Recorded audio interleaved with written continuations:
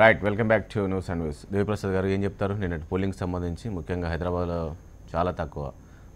ఒకటి, తెలంగాణలో ఎన్నికలు జరిగినటువంటి తీరు కానీ అన్ని రాజకీయ పార్టీలు వ్యవహరించిన తీరు కానీ అభినందించాలి. ఎందుకంటే మనం ఆంధ్రప్రదేశ్ తెలంగాణకు కంపేర్ చేసుకుంటే ఇక్కడ ఎక్కడ కూడా ఘర్షణ లేకుండా అందరూ కూడా ఎవరి పార్టీ వారికి వాళ్ళ కార్యకర్తలను సమీకరించడం, ఓటు వేయించుకోవడం, ఈ పనులు చేసారు తప్ప ఎక్కడ కూడా ఘర్షణలు పెద్దగా జరిగినటువంటి దాఖలాలు. కొంత ఈవీఎంలు కూడా మొరాయించాయి కూడా అక్కడ.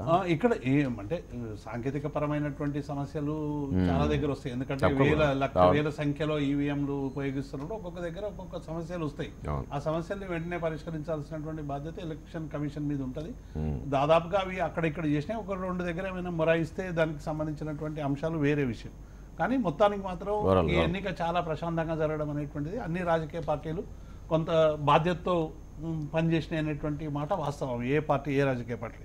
అట్లాగే రెండవది కూడా ఇవాళ ఇంతకుముందు ఇంద్ర చెప్పినట్టు హైదరాబాద్ నగరం కానీ సికింద్రాబాద్ కానీ అర్బన్ ఏరియాలో ఓటింగ్ తక్కువ కావడం అనేటువంటిది నిజంగా ఇది చాలా కాలంగా, ఇది ఒక్కసారి కాదు, జనరల్గా వస్తున్నటువంటి దశాబ్దాల కాలంగా కూడా అసలు అర్బన్లో ప్రభుత్వాలను తిట్టేవాళ్ళు, రాజకీయ మేనిఫెస్టోల మీద విమర్శలు పెట్టేవాళ్ళు, రకరకాలుగా రాజకీయ నాయకుల్ని వివిధ దూషణలు చేసేటువంటి వాళ్ళు, మొత్తం ఈ వ్యవస్థనంతా మారాలంటే రకరకాలుగా సజెషన్ ఇచ్చేటువంటి సెక్షన్స్, ఇవి ఏవి కూడా ఎన్నికల్లో పాల్గొకపోవడం అనేటువంటిది నిజంగా సోషల్ మీడియాలో యాక్టివ్గా ఉంటారు. సోషల్ మీడియాలో యాక్టివ్ కాదు. అందుకే ఎన్నికల కమిషన్ కూడా ఇలా ఎన్నికల్లో సంస్కరణలో భాగంగా ఎన్నికలు నువ్వు ఓటింగ్ వేయడం ఎటువంటి హక్కు నువ్వు తిరస్కరించడం నోటాను కూడా పెట్టింది కదా. కనీసం ఆ నోటా ఇప్పుడు ఎక్కడైనా ఒక నియోజకవర్గంలో నలుగురు గుండాలే ఉన్నారు అనుకో, నోటాకేసి గెలిపించవచ్చు కదా. అటువంటిది ఏది కూడా లేకుండా మౌనంగా ఉండడం, కేవలం బాధ్యత రాహిత్యంగా ప్రవర్తించడం అనేటువంటిది కొద్దిగా సోకాల్డ్ ఇంటెలెక్చువల్స్ కి ఈ మధ్య బాగా చాలా మంది అంటే చేస్తా ఉన్నారు. మరొక రకం కూడా అంటున్నారు, ఎందుకు ఎవరికేసింది ఎవరికేసిన అట్టే పోతున్నారు కదా, ఎందుకే అలానే ఆలోచనలో ఉన్నారు. రాజేష్ గారు అంటే కొందరు ఉంటారు కదా, మీకే కాంగ్రెస్కి వేయాలి లేదంటే బీజేపీకి వేయాలని వాళ్ళు ఉంటారు గారు. అట్లా అన్ని ఒక కాంగ్రెస్ పార్టీని చూసి మిగతా పార్టీలకు వేసుకోవచ్చుగా. కాంగ్రెస్ ఇప్పుడు అసలే ఓని కమ్యూనిస్ట్ పార్టీ ఉంటుంది, దానికి వేసుకోమని ఎవరు వద్దన్నారు. ఇంకో పార్టీ ఉంటది, భారతీయ జనతా పార్టీకి సంబంధించిన వాళ్ళు ఉంటారు, వాళ్ళకి వేసుకోమనండి. అసలు ఓటింగ్కే రాకుండా దూరం ఉండడం అనేటువంటిది ఇది నిజంగా ఒక క్రైమ్. అంటే నువ్వు రాజకీయాల్లో నువ్వు అటువంటిప్పుడు మాట్లాడొద్దు కదా. రోజు సోషల్ మీడియాలో చాలా విపరీతంగా యాక్టివ్గా ఉంటూ రకరకాల వ్యాఖ్యానాలు చేస్తూ రాజకీయ పార్టీలు దొంగలు లంగలు అనుకుంటూ తిట్టుకుంటూ అసలు మీరు చేసే పని ఏంటేందని ఇలా ప్రశ్నించాల్సినటువంటి అవసరం వచ్చింది. తర్వాత ఇంకొకటి 2-3 కారణాలు కూడా రామనాథన్ గారు కూడా చెప్పారు. ఓటింగ్ విషయంలో ఆంధ్ర తెలంగాణలో ఒకసారి జరగడం, ఇలా రూరల్ ఏరియాకు పోయి ఓటు వేయడం అనేటువంటిది చాలా మంది ఒక ప్రౌడ్గా ఫీల్ అవుతున్నటువంటి సందర్భాన్ని కూడా చూస్తా ఉన్నాం. అంటే రూరల్తో కొంత కనెక్టివిటీ ఉంచుకోవాలి. గతంలో కంటే ఈ 10-12 ఏళ్లలో, ఎందుకంటే ఈ భూము ల్యాండ్స్కి సంబంధించినటువంటి అంశాల మీద కావచ్చు, సంక్షేమ పథకాలు తీసుకునేటువంటి అంశాలు కావచ్చు, సామాజిక పెన్షన్లు తీసుకునేటువంటి అంశాలు కావచ్చు, ఇవన్నీ కూడా ఏంటంటే రూరల్ కనెక్టివిటీని పెంచుతా ఉన్నది. అందుకే మేము ఎక్కడున్నా కూడా ఊరికి పోయి ఓటేయాలనేటువంటి ఒక అది పెరిగిపోయింది. కాబట్టి దాంతో కూడా కొంత ఓటింగ్కి సంబంధించినటువంటి 2 ఓట్లు ఎలక్షన్ కమిషన్లు 2 ఓట్లు ఉన్నాయి, అవన్నీ కూడా చాలా ఎలక్షన్ కమిషన్ ఒకసారి నిర్ణయం తీసుకొని ఆప్షన్ ఓటరు ఎక్కడైనా నిర్ణయించుకునేటువంటి ఆప్షన్ ఇవ్వాల్సిందే. ఈసారి గతంలో పోస్టల్ బ్యాలెట్ ఉండే ఉద్యోగులకు సంబంధించి, ఇవాళ నియోజకవర్గంలో పనిచేస్తున్నటువంటి ఈవీఎం ఫెసిలిటీ కలిగేసారు. ఇటువంటి సంస్కరణలు వస్తూ ఉన్నాయి కదా. ఈ సంస్కరణలకి పేరు కూడా ఒకటే ఉంటే తీసేసేటువంటి అధికారం కావాలి. కాబట్టి బ్రహ్మాండమైనటువంటి ప్రచారం జరిగింది. అన్ని నియోజకవర్గాల్లో కూడా రాజకీయ పార్టీలు ఎవరికి వారు వ్యవహరించినటువంటి తీరుని మనం ప్రశంసిస్తూనే, ఆంధ్ర తెలంగాణ కంపేర్ చేసుకుంటే మాత్రం డెఫినెట్ గా మొన్నటి ఎన్నికలు కూడా ప్రశాంతంగా జరిగినాయి. అవును, ఆంధ్ర విషయానికి వస్తే రైట్. ఇక మల్యాద్రి గారి దగ్గరికి వెళ్దాం. మల్యాద్రి గారు, అసలు ఏంటి నిన్న జరిగిన పరిణామాలు చూస్తున్నాం మొత్తము? అంటే ఈవీఎంలు మొరాయింపు అదొకటి అయితే, దాదాపు 12 గంటల వరకు కొన్ని ఈఎంలు పనిచేయలు, దాని తర్వాత ఇటు వైసీపీ టీడీపీ కార్యకర్తలు అక్కడ అంత దాడులు చేసుకోవడము, 2 చనిపోవడం, ఎందుకంత విధ్వంసకాండ జరిగింది అక్కడ? రాజేష్ గారు, మీకు అక్కడ ఉన్న మిత్రులందరికి కూడా నమస్కారం. తెలుగుదేశంకి మహిళల్లో పెద్ద ఎత్తున సానుకూలత ఉందనేది ప్రతిపక్షానికి తెలుసు. అదే రకంగా వృద్ధులు, వయోవృద్ధులు, వీళ్ళందరిలో కూడా బాగా సానుకూలత ఉందని తెలుసు. పెద్ద ఎత్తున ఘర్షణలు గందరగోళాలు జరిగితే వీళ్ళు ఓటింగ్కి రారని చెప్పి జగన్మోహన్ రెడ్డి ప్రత్యేకంగా ఒక పథకం వేసి ఆ పథకం ప్రకారం ఈ అరాచకాన్ని సృష్టించారు. మహిళలను భయపెట్టడానికి అట్లాగే ఈ పెన్షనర్స్ అందరిని కూడా భయపెట్టి వాళ్ళని ఓటింగ్ రావటం చేయకుండా చేయడానికి జగన్మోహన్ రెడ్డి గత వారం రోజుల నుంచి పెద్ద ఎత్తున కుట్రలు కుతంత్రాలు చేశారు. అవన్నీ కూడా సోషల్ మీడియాలో ప్రజలందరికీ కూడా తెలుసు. కానీ వాళ్ళు చేసిన కుట్రలకు వ్యతిరేకంగా మహిళా లోకం, నారీ లోకం ఒక రుద్రమదేవిలాగా, రాణి రుద్రమదేవిలాగా విజృంభించి బాగా ధైర్యంగా ముందుకొచ్చి పెద్ద ఎత్తున ఈరోజు ఓటింగ్లో నైట్ 12 గంటల దాకా కూడా మహిళలు పెద్ద ఎత్తున ఓటింగ్లో వచ్చి పాల్గొన్నారు. వయోవృద్ధులు, పెన్షనర్స్ కూడా చాలా పెద్ద ఎత్తున చైతన్యం ప్రదర్శించారు.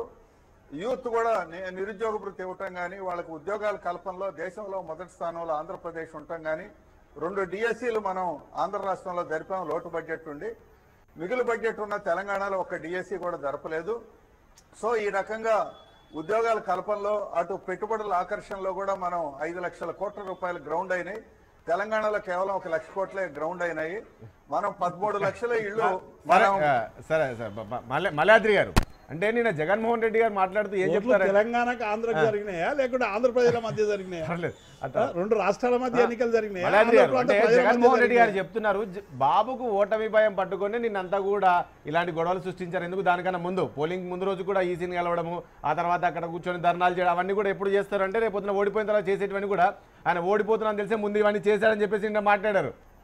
అసలు వైసీపీ కార్యకర్తలుగా నాయకులు ఎక్కడ గొడవలు సృష్టించే చాలా సమయం పాటించారు, అవన్నీ కూడా చూడొచ్చు అని చెప్పేసి చెప్తున్నారు. రాజేష్ గారు, మీరు లాజికల్ గా ఆలోచించండి. మా తెలుగుదేశానికి బేస్ ఏంటి? మహిళల ఓట్లు, వృద్ధులు. మాకు అనుకూలంగా ఉండే చోట మేము ఎందుకు గొడవ చేసుకుంటాం? ఇది తాడి చెట్టు ఎందుకు ఎక్కావా జగన్మోహన్ రెడ్డి అంటే దోడిగడ్డి కోసం ఎక్కాను అన్నట్టుగా ఉంది జగన్మోహన్ రెడ్డి గారి వాదన. ఈ రకమైన కుట్రలతో ఈరోజు ఇప్పుడు తెలంగాణలో ఓటింగ్ ఎందుకు జరిగింది? 12% ఓటింగ్ తగ్గింది. 4 నెలలు అయింది ప్రభుత్వం ఏర్పడి. ఈ 4 నెలల్లో వాళ్ళు ఇచ్చిన ప్రామిస్ ప్రకారం వాళ్ళు పెన్షన్ పెంచలా, ఇంకా 1000 రూపాయలు ఇస్తున్నారు. మేము 2000 ఇస్తున్నాం. అది ఓకే, అది సెకండరీ, మనం అది తర్వాత మాట్లాడదాం. గారు ఒక నిమిషం అండి. మీరు అందరికీ ఫ్రీగా మాట్లాడటానికి అవకాశం ఇచ్చి నాకు కట్ చేస్తే ఎట్లా? రైట్ అండి, వస్తాం. తాటి శకుంతల గారు ఏం చెప్తారు? నేనంతా కూడా మీరు మహిళలను భయభ్రాంతులకు గురి చేయడానికి ఇట్లా చేశారు అని చెప్పేసి మల్లాద్రి గారు చెప్తున్నారు. నమస్తే అండి. నమస్తే అండి, చెప్పండి. ఇప్పుడు సారు టీడీపీ నుంచి మాట్లాడిన సార్ పేరు మల్లాద్రి గారా? అవునండి. వారు చెప్పినవన్నీ కూడా నిజమే. అవన్నీ కూడా తెలుగుదేశం చేసిన పనులు. ఆయన కంప్లీట్ గా చెప్పిన ఇన్ఫర్మేషన్ అంతా కూడా, ఏదైతే ఆయన విమర్శించిన పాయింట్లన్నీ కూడా తెలుగుదేశం ఇలా చేస్తుందనే అవగాహన వచ్చిన మహిళలు రాత్రి 12 దాకా పోరాడారు. ఎందుకు అనంటే ఒక మంగళగిరిలోనే అలా ఎందుకు జరగాలి? లేదా చాలా మాకు ఇబ్బంది, ఇక్కడ సీట్ రాకపోతే ప్రాణాలే పోతే పార్టీయే పోద్ది అనుకున్న చోట ఎందుకు జరగాలి? అందుకని అసలు సిల్లీ థింగ్ ఏంటంటే తెలంగాణలో బాగుందా, ఆంధ్రాలో బాగుందా, జగన్మోహన్ రెడ్డి చేశాడు, చంద్రబాబు నాయుడు చేశాడు అని మాట్లాడేది చాలా తప్పు. ఇది కేంద్ర ఎన్నికల సంఘం చేసే ఏర్పాట్లు. కొన్ని వేల ఈవీఎంల్లో 43,000 ఈవీఎంలు ఆంధ్రాకి ఇస్తే 200-250 ఈవీఎంలే ప్రాబ్లం అయినాయి. ప్రాబ్లం అయిన చోట మంగళగిరి ఎమ్మెల్యే, వైఎస్ఆర్ ఎమ్మెల్యే కూడా రోడ్డు మీద కూర్చొని ధర్నా చేశారు. అది ప్రజలకు త్వరగా ఓటు వేయించమని ప్రజాస్వామ్యంలో పోరాడవలసిన నేపథ్యం ఉండాలి తప్ప అసలు వీళ్ళు నోరు తెరిస్తేనే జగనే చేస్తున్నాడు అంటే ఇంత పవర్ఫుల్గా ఉన్న జగన్ గెలిపించుకుంటేనే మంచిది కదా అని ప్రజలు కూడా ఆ లైన్లో నిలబడే మహిళలందరూ కూడా టీడీపీ బలంగా ఉన్న నియోజకవర్గాలు ఏవైతున్నాయో అక్కడనే బాగా ఈవీఎంలు మొరాయించాయని చెప్తున్నారు. అక్కడ మొరాయించినా అది జగన్ పని ఏమిటండి? జగన్ అధికారంలో ఉన్నాడా? జగన్ సెంట్రల్ గవర్నమెంటా? ఆ మాటలే మీరు మొత్తం ప్రజాస్వామ్యాన్ని దెబ్బతీసిన మాటలే, చంద్రబాబు నాయుడు గారి చేష్టలే అసలు వాళ్ళ ప్రజల్లో చైతన్యం తీసుకొచ్చినాయి. నిన్నగాక మొన్న వెళ్ళి ఈసీ దగ్గర ధర్నాలు చేసి ఏ సెక్రటేరియట్లో అయితే సీఎంగా ఉన్నాడో అక్కడ గట్ల మీద కూర్చుంటే ప్రజల్లో మంచి వ్యతిరేకత వచ్చేస్తుంది. వీధికి ఒక్కొక్క సీఎం తిప్పితే ప్రజలు నవ్వుకున్నారు. ఆంధ్రప్రదేశ్ ప్రజల్ని, మహిళల్ని అంత తక్కువ అంచనా వేయద్దు. 2000 పెన్షన్ ఇచ్చారు కనుక మీకు పనివాళ్ళలాగా క్యూల్లో నిలబడి ఓటేసేస్తారని మీ అవగాహన. ప్రజల్ని, మహిళల్ని పెన్షన్ మహిళలుగా చూస్తున్నారు తప్ప ఆలోచించే వాళ్ళు ఉన్నారు, ఉద్యోగులు ఉన్నారు, తిరగబడే వాళ్ళు ఉన్నారు. అసలు ఓటు ఏమైందని పోరాడారు నిన్న మహిళలు. ఓట్లు ఎన్ని మిస్ చేయించారు. కోడెల శివప్రసాద్ కోడెల శివప్రసాద్ పైన అతి దారుణంగా దాడి చేశారు వైఎస్ఆర్ కాంగ్రెస్ పార్టీ నేతలు. కనీసం ఆయన వయసుకు కూడా విలువ ఇవ్వలేదు. ఆయన ఒక స్పీకర్ గా చేశారు, ఆయన పైన దాడి చేశారు కదా అని చెప్పేసి నిన్న చూపించారు కదా విజువల్స్. వైసీపీ కార్యకర్తలు దాడి చేశారు కదా. చరిత్ర ఏంటండి ఆయన చరిత్ర ఏంటి? ఇవాళ స్పీకర్ అయ్యాళ్లే, ఆయన చరిత్ర ఏంటి? ఆయన ఉన్న ఊళ్ళో ఎందుకు పోటీ చేయలేకపోయాడు? ఉన్న ఊరు వదిలి పక్కకి ఎందుకు వచ్చాడు? మహిళా పార్లమెంట్ అని పెట్టి స్పీకర్ గారు ఎన్ని కోట్లు సంపాదించాడు. మహిళా పార్లమెంట్ని అన్యాయంగా భయంకరంగా కండక్ట్ చేసి రోజాని అడ్డగోలుగా పోలీసులతో మోయించేశారు. ఇవన్నీ మర్చిపోతారు అనుకున్నారు ప్రజలు, మర్చిపోరు. తెలుగుదేశం వాళ్ళు మర్చిపోతారు. ఎందుకంటే మీకు పని ఎక్కువ కనుక, మీకు కాంట్రాక్ట్లు ఎక్కువ కనుక, మనం చూసాం తెలంగాణలో ఇంతకుముందు దేవిప్రసాద్ గారు చెప్పినట్లు అసెంబ్లీ ఎన్నికలు జరిగినప్పుడు ఎక్కడ కూడా ఇలాంటి విధ్వంసాలు ఎక్కడ జరగలేదు. ప్రశాంతంగా కాస్త కూస్త ఈవీఎంలు మొరాయించే తర్వాత సరి చేశారు తప్ప నిన్న ఏపీలో జరిగిన పరిస్థితి మాత్రం ఎప్పుడు తెలంగాణలో జరగలేదు. అంటే ప్రజల్ని చైతన్యవంతులు చేయడం లోపల ఆంధ్రప్రదేశ్ రాజ్యంలో ఉన్నటువంటి రాజకీయ పార్టీలు విఫలం చెందుతా ఉంది. ఎంతసేపు కొట్టుకోవడాలు, తిట్టుకోవడాలు, బాంబులు వేసేటువంటి సంస్కృతులలోంచి ప్రజల్ని బయటికి తీసుకొస్తలేరు. ఎడ్యుకేట్ చేయండి ఓటర్లకి, ఏది మంచి ఏది చెడు చెప్పండి, ఎవరికి ఓటేస్తారనేది ప్రజల విజ్ఞతకు వదిలేయండి తప్ప రైట్ స్పీకర్గా కోడెల శివప్రసాద్ గారు తప్పు చేసి ఉంటారు, ఇంట్లో బాంబులు తయారు చేసి ఉంటాడు, బాంబులు వేసి ఉంటాడు, అన్నీ చేసి ఉంటాడు, దుర్మార్గుడు అయి ఉంటాడు, అయితే పోలింగ్ రోజు కొడతారా? That is not correct. ఆయన ఒక క్యాండిడేట్గా పోలింగ్ సెంటర్లోకి వెళ్ళి కూర్చునేటువంటి హక్కు ఎవరికైనా ఉంటుంది. అది వైఎస్ఆర్సీపీ వాళ్ళు ఏం చెప్తారంటే లోపలికి వెళ్ళి మూసేసుకున్నాడు, ఏదో నొక్కేస్తున్నాడు, అది చూసామని చెప్పేసి వీళ్ళు చెప్తూ ఉన్నారు. లోపల వాళ్ళ పార్టీ ఏజెంట్ కూడా ఉంటాడు కదా రాజేష్ గారు. ఏమంటున్నాను, కోడెల శివప్రసాద్ గారిని నేను సమర్థిస్తలేను, కానీ ఎక్కడైనా ఏ రాష్ట్రంలో అయినా ఒక అభ్యర్థికి పోలింగ్ స్టేషన్లోకి వెళ్ళి పోలింగ్ జరుగుతున్నటువంటి తీరును పర్యవేక్షించేటువంటి అధికారం ఉందా లేదా? ఉంది. I'm entitled to visit all the polling stations. నేను పోలీస్ స్టేషన్లోకి పోయి కూర్చుంటే మీరు 100 మంది వచ్చి దాడి చేయడం అనేది తప్పు ఉంటుంది. అసలు 100 మందిని అలో చేసిన పోలీసులను ముందు తప్పు పట్టుకోవాలి. అక్కడ వారు చెప్పినట్టు కొన్ని ఈవీఎంలు మొరాయించడం అనేది టెక్నికల్గా దేశవ్యాప్తంగా లక్షల ఈవీఎంలు వాడుతున్నప్పుడు కొన్ని ఈవీఎంలు మొరాయించుంటాయి. That is a technical difficulty. 200 ఈవీఎంల వరకు 45,000 ఈవీఎంల 200 అనేది పెద్ద ఇష్యూ కాదు రాజేష్ గారు. నేనేమంటున్నాను, టెక్నికల్గా దాన్ని రెక్టిఫై చేయగలిగింది ఎలక్షన్ కమిషన్కి సంబంధించిన ఇంజనీర్లు. నేనంటుంది ఏంటంటే అంత గొడవలు, కక్షలు, కార్పణ్యాలుగా డివైడ్ చేయడం మంచిది కాదు ప్రజల్ని. నువ్వు ఆ గ్రూపు, నేను ఈ గ్రూపు అనేటువంటి రీతి లోపల డివైడ్ చేయడం తప్పు. ఇక మేము ఈ డెవలప్మెంట్ చేస్తాం, వస్తే మేము ఇది చేస్తాం అని జనాల్ని ఎడ్యుకేట్ చేయడంలో ఆంధ్ర ప్రాంతంలో ఉన్నటువంటి పార్టీలు ఎక్కడో విఫలమైనట్టు నాకు అనిపిస్తూ ఉన్నాయి. రెండో ప్రాబ్లం ఎక్కడ వచ్చిందంటే పోయిన ఎన్నికలు 2014ని మనం సునిశ్చితంగా విశ్లేషించుకున్నట్లయితే ఓట్ల పర్సెంటేజ్లో తేడా నాట్ ఈవెన్ 1%. కాబట్టి ఇప్పుడు అటు అధికార పార్టీ ఇటు ప్రతిపక్షం కూడా ప్రతి ఓటును కూడా సీరియస్గా తీసుకుంది. లైన్లో 500 మందిని రానియలేదు అంటే 500 నాకే పడతాయేమో అనేటువంటి ఆశ రెండు పార్టీల అభ్యర్థుల మధ్యలో కనబడతా ఉంది. అందుకని ఘర్షణ వాతావరణం ఏర్పడింది. పోలీసులు ఇంకొంచెం యాక్టివ్ రోల్ తీసుకోవాల్సింది. ఎన్నికల కమిషన్ కి సంబంధించినటువంటి అధికారులు అయితే సాధ్యమైనంత వరకు ఈవీఎంలను రెక్టిఫై చేసే ప్రయత్నం చేస్తున్నారు. ఇప్పుడు అంటే మల్యాద్రి గారు మాట్లాడుతూ రెండు రాష్ట్రాల మధ్య ఎన్నికలు ఆంధ్రకి ఇస్తావా తెలంగాణకి ఇస్తావా ఎన్నికలని ఆప్షన్ ఇచ్చినట్టు ఆంధ్రాకి సంబంధించి ఇప్పుడు ఆంధ్రలో రెండు పార్టీలు వైఎస్ఆర్ కాంగ్రెస్ పార్టీ, భారతీయ జనతా పార్టీ రకరకాల మేనిఫెస్టోలు పెట్టినాయి. ఆ మేనిఫెస్టోలకు సంబంధించి ఇంతకాలం నువ్వు ఏం చేసినావు, ఏం చేయబోతున్నావు, నీ మేనిఫెస్టో ఏంది, నువ్వు ప్రచారం చేయగాని రెండు రాష్ట్రాల మధ్య విద్వేషాలని రగిలించేటువంటి చర్య చేసి ఓట్లు దండుకోవడం అనేటువంటిది కదా. మహిళలంతా కూడా మా వైపే ఉన్నారు. ఉండనియండి, ఇప్పుడు మహిళలు ఉన్నారా, వృద్ధులు ఉన్నారా, పురుషులు ఉన్నారా తేలిపోతుంది, అది వేరే విషయం. ఎవరి పక్షం ఉన్నారు, ఏంటి, మహిళలు ఎందుకున్నారు, ఇవన్నీ కూడా వాళ్ళు ఆ పార్టీలు చెప్తాయి. కానీ రెండు రాష్ట్రాల మధ్య ఎన్నికలు జరిగినట్టు అక్కడ 1,00,000 ఇచ్చినాం, ఇక్కడ 2 లక్షలు ఇచ్చినాం. బీహార్తో ఇంకా నార్త్ ఈస్ట్తో కంపేర్ చేసుకోండి, అసలే గ్రోత్ లేనటువంటి రాష్ట్రాలతో ఇంకా చాలా పెద్దగా ఉంటుంది.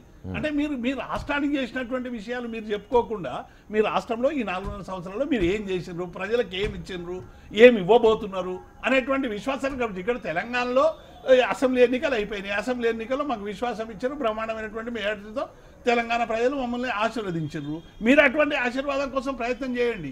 ఆ ప్రయత్నం వదిలేసి ఈసారి పోలింగ్ తగ్గింది కాబట్టి మొత్తం పోయింది అనేటువంటి మాటలు మాట్లాడడం అనేటువంటిది రాజకీయ. కానీ మల్యాద్రి గారు ఇప్పుడు చూసాం అంటే 80% పోలింగ్ నమోదైంది. ఈవీఎంలు మొరాయించినప్పటికీ అంటే మధ్యాహ్నం 12 గంటల వరకు 1 గంట వరకు కూడా ఈవీఎంలు మొరాయించాయి. ఒకవేళ నిజంగా ఈవీఎంలు మొత్తం పని చేసి ఉంటే ఇంకా పర్సెంటేజ్ పెరిగే అవకాశం ఉందంటారా? ఆ ఈవీఎంలు మొరాయింపడకపోయినా కూడా ఏమైనా కుట్రలు జరిగాయి అనుకుంటారా మీరు? అంటే ఇంకా ఎక్కువ పర్సెంటేజ్ పోల్ జరిగి ఉండేది ఈ గందరగోళం అంతా కూడా. లేకపోతే ఢిల్లీ నుంచి హైదరాబాద్ నుంచి ఆంధ్ర రాష్ట్రంపై దాడులకు వ్యతిరేకంగా ఏపీ ఓటర్స్ లో పెద్ద ఎత్తున రియాక్షన్ వచ్చింది. రెండవది, చంద్రబాబు నాయుడు గారు చేసిన అభివృద్ధి సంక్షేమం పట్ల చాలా పెద్ద ఎత్తున ప్రజల్లో ఒక స్పందన వచ్చింది. మళ్ళీ ఈ అభివృద్ధి సంక్షేమం కొనసాగాలంటే మళ్ళీ చంద్రబాబు నాయుడు గారే రావాలని, అట్లాగే ఇక్కడ అమలవుతున్న సామాజిక న్యాయం, ఆంధ్ర రాష్ట్రంలో అమలవుతున్న సామాజిక న్యాయం కంటిన్యూ కావాలంటే చంద్రబాబు నాయుడు గారే రావాలని చెప్పి పెద్ద ఎత్తున, అట్లాగే నేర రాజకీయాలు ఏంటి మళ్ళీ కొన్ని రీపోలింగ్ చేయాలి అని చెప్పేసి మీ నాయకుడు అడుగుతున్నాడు. ఎస్, కొన్ని రీపోలింగ్ చేయాలి. ఎలక్షన్ కమిషన్ చాలా దారుణాలు చేసింది ఆంధ్రప్రదేశ్ పైన. ఇప్పుడైనా ప్రజల చైతన్యం చూసిన తర్వాత అయినా ఈరోజు election commission of India Delhi వాళ్ళు ఖచ్చితంగా ఇక్కడి నుంచి వచ్చిన రికమెండేషన్ ప్రకారం రీపోలింగ్ జరగాలి. రీపోలింగ్ చేయకపోతే మాత్రం ఎలక్షన్ కమిషన్ పైన మేము చేయాల్సిన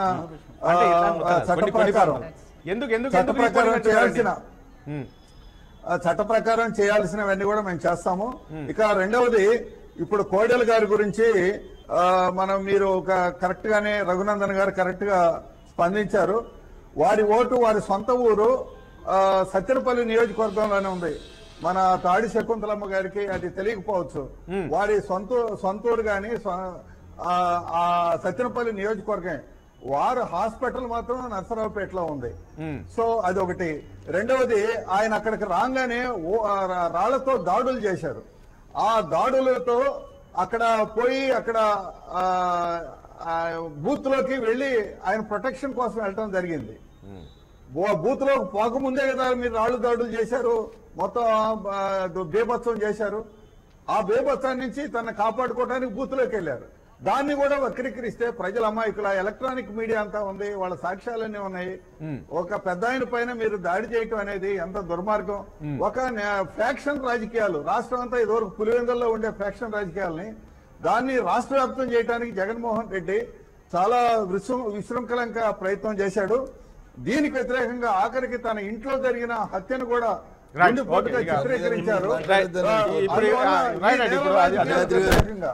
ఇంద్రశోభ గారు ఏం చెప్తారు ఏపీ విషయానికి సంబంధించి? ఓవరాల్ గా కాంగ్రెస్ పార్టీ నిన్న ఎంతసేపు ఉన్నా వైసీపీ వర్సెస్ టీడీపీ కనబడ్డది తప్ప ఎక్కడ జనసేన కావచ్చు, కాంగ్రెస్ కావచ్చు, మరొకటి కావచ్చు, ఎక్కడ అలాంటి ఊస కనబడలేదు.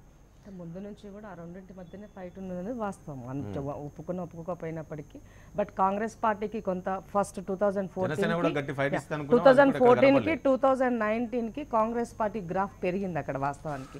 బట్ టీడీపీతో మాకు నేషనల్ ఆయనతో పొత్తు ఉండడంతో కొంత లోకల్గా ఉన్నటువంటి దాంట్లో మళ్ళీ మేము కొంచెం వెనక్కి వెళ్ళినట్టు కూడా కనబడుతుంది. బట్ ఏదేమైనప్పటికీ కూడా ఒక రఘువీరారెడ్డి గారికి గెలిచేటువంటి అవకాశం ఉంది. ఆ స్థానం గెలుస్తారని మాత్రం అనుకుంటున్నాం. ఇవాళ రాష్ట్రం కన్నా కూడా దేశంలో జరిగేటువంటి ఎన్నిక నేపథ్యంలో దేశంలో ఎవరు ఉండాలి అన్న దానిపైన పెద్ద చర్చ జరుగుతుంది. కాంగ్రెస్ బీజేపీ అన్న రాష్ట్రంలో ఎన్ని సీట్లు వచ్చే అవకాశం ఉంది ఏంటి తెలంగాణలో? ఎందుకంటే మొన్న అసెంబ్లీ జరిగిన రిజల్ట్ అంటే మళ్ళీ వస్తుంది అనుకుంటున్నారా, లేక దానికి సంబంధించి ఏమన్నా విశ్లేషించుకున్నారా? డెఫినెట్గా కాంగ్రెస్ పార్టీ మినిమం 6 నుంచి 7 గెలవబోతుంది కాంగ్రెస్ పార్టీ.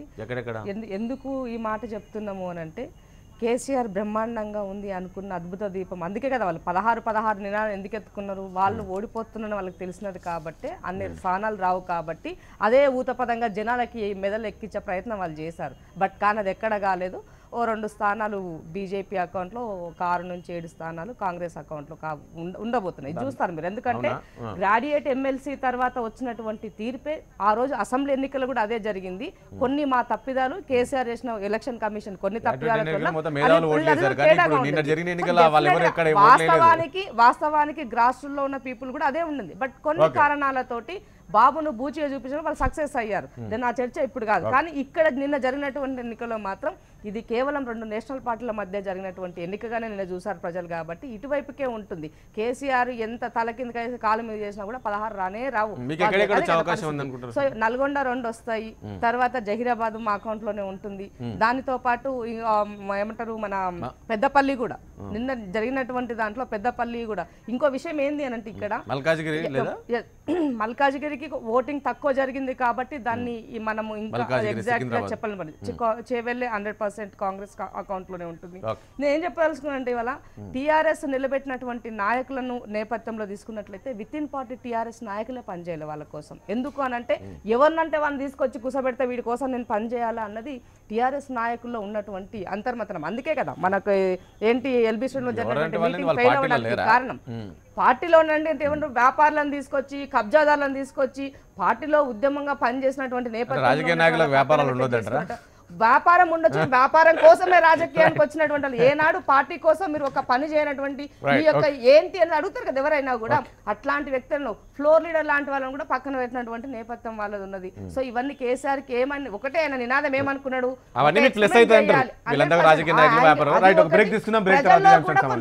ఎప్పుడు వీలైనా